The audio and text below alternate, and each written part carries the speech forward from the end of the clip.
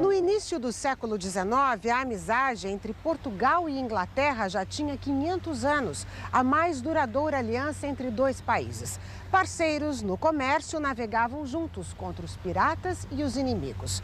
Aqui na cidade de Portsmouth, no sul da Inglaterra, chegou uma princesa portuguesa que se casou com um rei inglês. E daqui mesmo saíram navios com homens e notícias que guiaram os rumos de Portugal e do Brasil.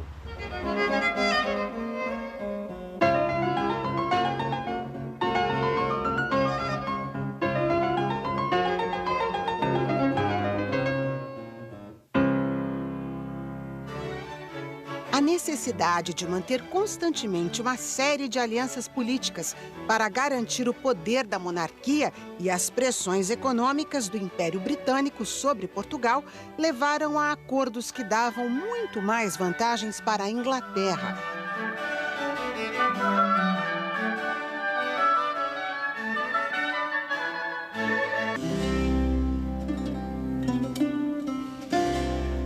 Em 1703, pelo Tratado de Methuen dos Panos e Vinhos, a Inglaterra passou a exportar lãs e tecidos manufaturados para Portugal. Em troca, os portugueses mandavam para lá o vinho do Porto. As primeiras feitorias inglesas se instalaram nessa região e o vinho passou a ter denominações em inglês.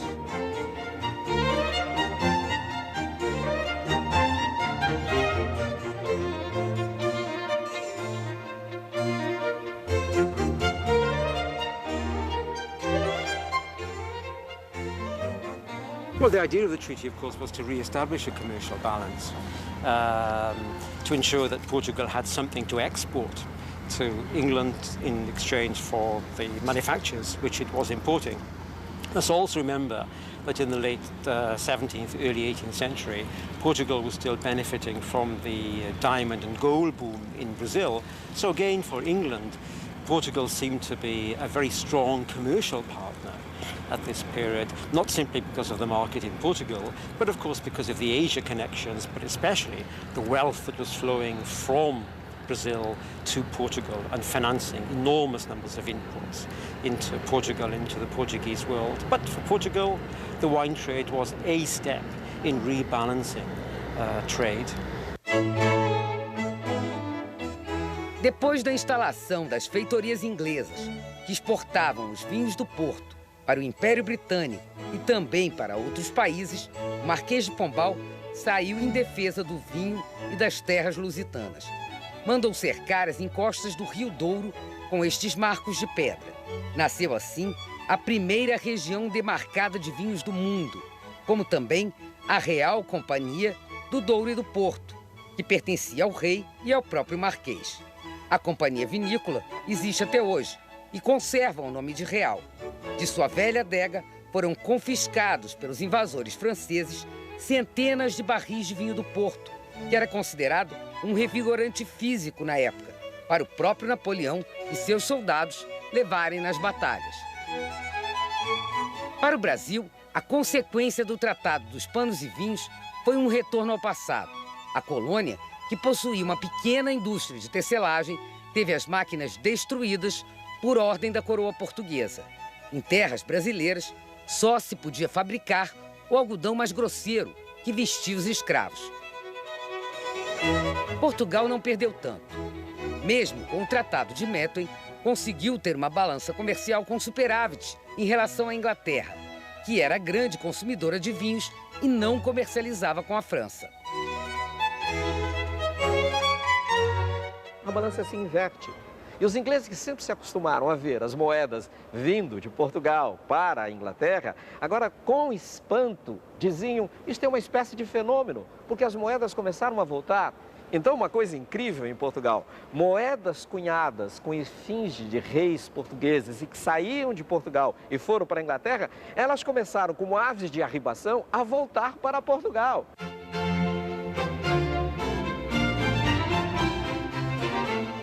O Uma nova joia brasileira ajudava Portugal a encher as arcas dos palácios com moedas de ouro. O algodão, produzido principalmente no Nordeste, abastecia as máquinas expostas hoje no Museu da Ciência e da Indústria em Londres. These machines, they were patented by Richard Arkwright in 1769, and Arkwright's quite a canny businessman, and what he says is that you can only use these machines if you can have, at least the ability to make 1,000 threads at once, and so immediately there's a stimulus to mass produce, to produce in large quantities, and that stimulus is very important to the cotton industry, which is one of the most important textiles industries.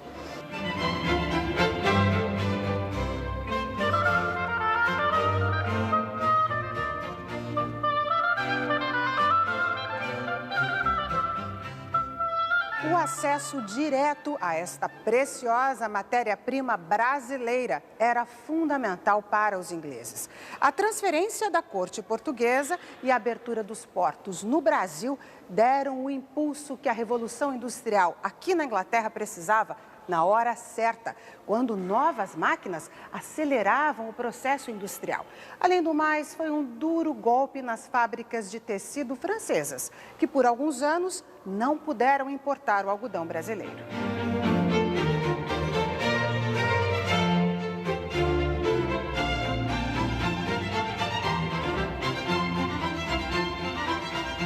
Napoleão dizia o seguinte: nós vamos travar a batalha em dois campos. Ele se dirige a um industrial francês que se chama Oberkampf e diz: olha, travamos uma batalha no campo militar e no campo industrial. No campo militar sou eu e no campo industrial é você. E aí, Napoleão finaliza dizendo: a melhor batalha é a sua. Ou seja, a batalha em que se venceria através da constituição de um parque industrial. Mas o que é fundamental para que isso aconteça? O que é fundamental são matérias-primas. A França não tem algodão. A França tinha lã, linho, seda, que eram atividades resultantes da própria atividade agrícola na França, etc. Mas não tinha algodão. Isto também é uma das questões fundamentais, porque de onde conseguir esse algodão? Só havia um canal possível através do qual o algodão poderia fluir para a França, que era através de Portugal, e este algodão era brasileiro.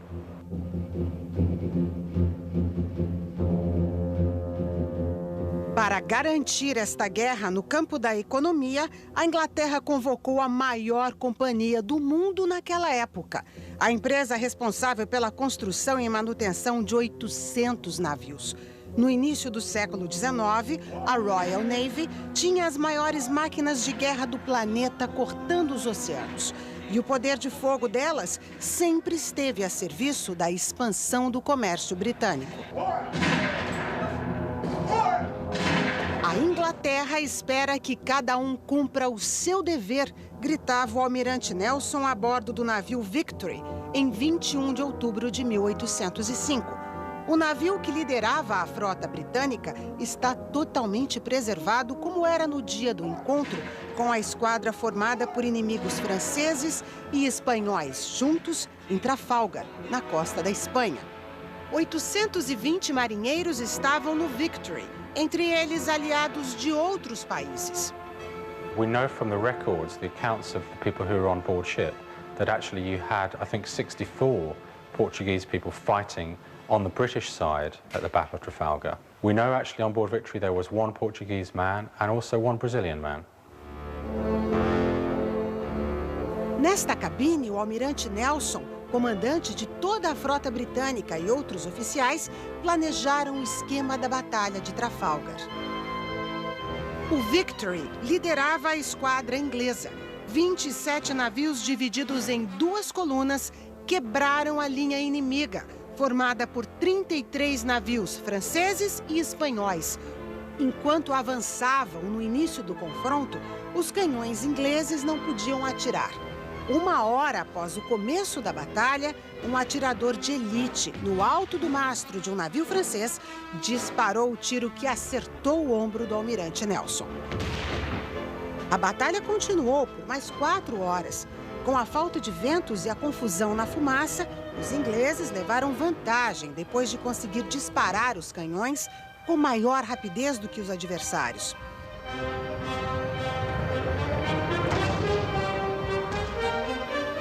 plano produziu a vitória prevista pelo comandante e também a sua morte. Com os recursos disponíveis, alguns aparelhos e remédios que cabiam numa maleta como esta, o cirurgião do navio Vitória tentou salvar Horácio Nelson. Ele morreu sabendo que tinha cumprido o seu dever.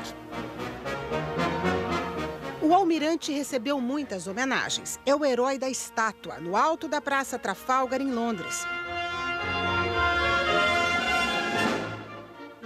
Acabou com a estratégia da França para invadir a Grã-Bretanha. Desenhos divulgados na época mostravam balsas gigantes que poderiam transportar milhares de soldados franceses pelo Canal da Mancha até a ilha. Planos que naufragaram na Batalha de Trafalgar. Com seus navios destruídos, Napoleão desistiu de confrontos no mar. A Batalha de Trafalgar é decisiva, porque essa é uma batalha que decide quem serão os senhores dos mares. A partir daí, os senhores são os ingleses. Isso equivale a dizer que para os franceses só há uma alternativa, que é aquela famosa frase de Napoleão: eu quero conquistar o mar pelo poderio da terra. Como é que se conquista o mar pelo poderio da terra? Bloqueando o continente europeu para as mercadorias inglesas. Com isso, haveria uma primeira consequência, que era provocar uma crise econômica na Inglaterra de proporções sociais talvez incomensuráveis para a época. Após o bloqueio continental decretado por Napoleão em Berlim em novembro de 1806, a Inglaterra intensifica a pressão sobre Portugal. É a rainha dos mares que pode proteger a corte e o regente até o novo mundo, o novo mercado consumidor.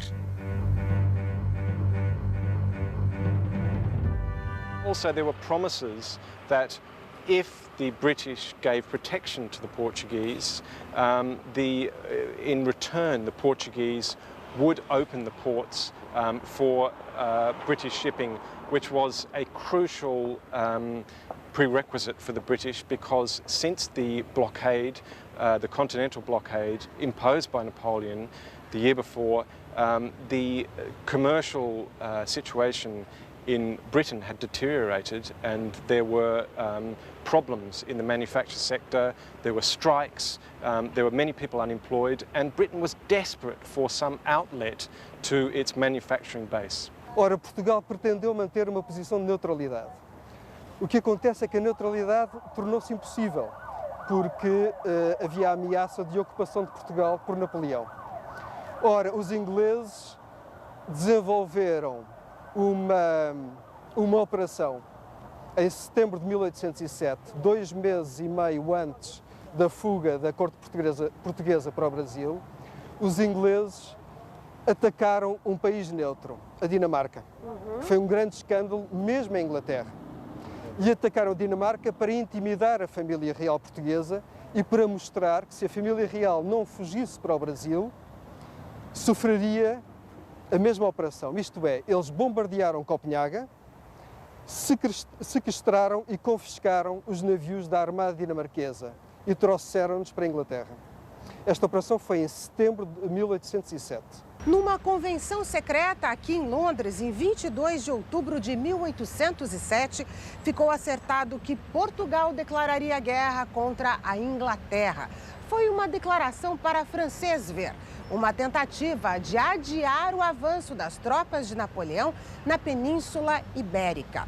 O principal objetivo era impedir que os navios e as colônias portuguesas caíssem nas mãos dos franceses. E se Dom João não cumprisse o que estava prometido, ou seja, a transferência da corte portuguesa para o Brasil, um plano inglês já estava pronto. I think as they had done very recently before these events in Copenhagen, they destroyed the port of Copenhagen. It was in a very similar, analogous situation to Portugal, a small country with a neutral port facing a French invasion. So they would have destroyed the port, and I think, and I read in some of the archives here in London, not about this period, but about 2 years before this period, the British were thinking of mounting an invasion on Rio de Janeiro. So there are in the archives some suggestion that they would have forcibly tried to open the Brazilian market as they had tried to open the Spanish-American market with invasions on Buenos Aires.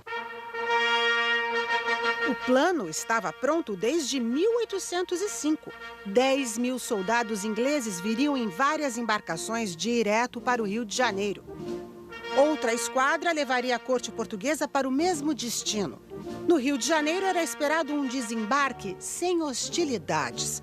O documento do Ministério das Relações Exteriores da Inglaterra não devia ser divulgado. Mas o ministro George Canning mandava últimos avisos nas cartas. Nossa frota está pronta agora, como já estava no ano passado, para escoltar a corte portuguesa na sábia decisão de ir para o Brasil.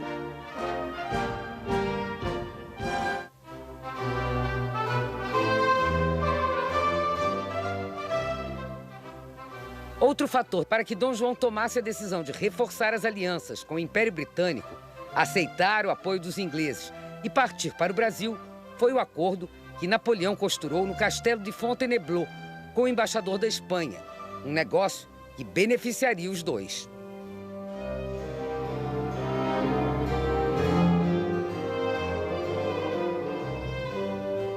No dia 27 de outubro de 1807, aqui nesta sala, Napoleão e o embaixador espanhol Manuel de Godoy assinaram um acordo secreto. Pelo Tratado de Fontainebleau, Portugal seria dividido em 3 partes. Napoleão queria se vingar do país que insistia em comercializar com a Inglaterra a despeito do bloqueio continental decretado por ele. Assim que assinou o tratado, Bonaparte comemorou: vamos varrer os Bragança do trono. On avait tendance à penser en France que le Portugal était une colonie anglaise, je le dis entre guillemets, ce qui, sur le plan économique d'ailleurs, pourrait éventuellement, peut-être pas être démontré, mais on pourrait le penser. Donc Napoléon a toujours utilisé le Portugal comme un prétexte à sa guerre avec l'Angleterre et puis comme un prétexte à ses relations avec l'Espagne. Donc le Portugal est très imbriqué dans la géopolitique napoléonienne par beaucoup de côtés. Do norte de Portugal até a cidade do Porto, as terras seriam dadas ao rei da Etrúria e passariam a se chamar Lusitânia. Em troca, a Etrúria, hoje parte da Itália, seria entregue ao imperador Napoleão, com o título de soberano e proprietário. O Algarves e o Alentejo formariam a fatia do embaixador espanhol Manuel de Godoy, que ganharia o título de soberano daquelas terras. Lisboa e todo o centro de Portugal seriam de Napoleão. As colônias portuguesas, o que inclui o Brasil, seriam divididas entre Espanha e França. Para a família Bragança, não havia escolha. Era enfrentar a prisão ou a morte ou cruzar o oceano. Uma parte deste tratado foi parar num jornal francês. Era o argumento que faltava para o hábil diplomata inglês, o Visconde de Strangford, convencer Dom João a ir para o Brasil. He used veiled threats and insults against Dom João when he went to see him at the very last moment, trying to convince him to flee. But in the end, I think the coup for the British diplomats was to get a copy of Le Moniteur, which was a French newspaper, which had the news that Napoleon had already decided to depose the Portuguese throne. And at that point, at the very last minute, it left Dom João with no option. To survive, he had to leave, and he made the decision at the very last minute. Napoleão fez declarações que foram reportadas por esse jornal e ele não imaginava que esse jornal chegaria nas mãos de Dom João antes das tropas que ele tinha mandado para Portugal para tomar o país. Mas os monarquistas franceses enviaram o jornal para Londres e o ministro português em Londres mandou para Portugal, através de 2 navios de guerra ingleses, chegou nas mãos de Lord Strangford e Sidney Smith. Sidney Smith imediatamente mandou uma pequena embarcação de guerra para o Tejo, né, com uma bandeira branca, e dali foi entregue o diário oficial Le Moniteur ao príncipe regente. E realmente foi a gota d'água, porque ali Napoleão dizia claramente o que ia acontecer com a família real de Portugal. A esquadra inglesa partiu de Plymouth, na Cornualha, no início de novembro de 1807. Os navios se posicionaram em linha de combate na costa de Portugal, bloqueando a foz do Rio Tejo. O almirante Sidney Smith era o comandante que poderia dar uma entre duas ordens: escoltar a corte para o Brasil ou atacar Portugal.